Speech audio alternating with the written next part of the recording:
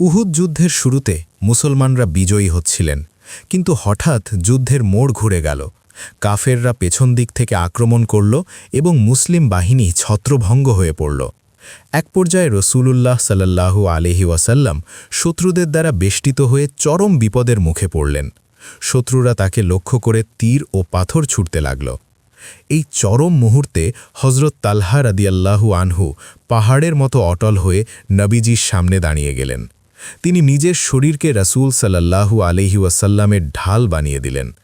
শত্রুদের নিক্ষিপ্ত তীর, বর্শা এবং তলোয়ারের আঘাত তিনি নিজের পিঠে ও বুকে গ্রহণ করলেন, কিন্তু এক চুলও নড়লেন না।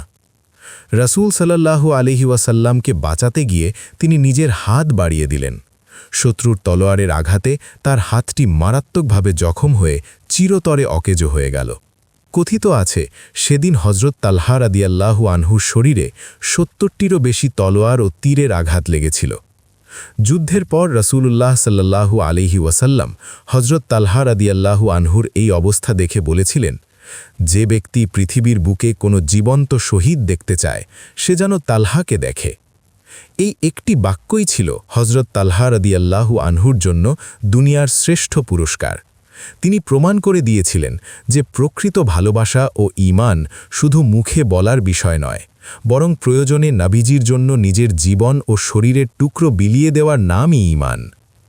হযরত তালহা ইবনে উবাইদুল্লাহ রাদিয়াল্লাহু আনহু ছিলেন সেই ১০ জন সাহাবীর একজন, যাদের দুনিয়াতেই জান্নাতের সুসংবাদ দেওয়া হয়েছে, আশারায়ে মুবাশশারা।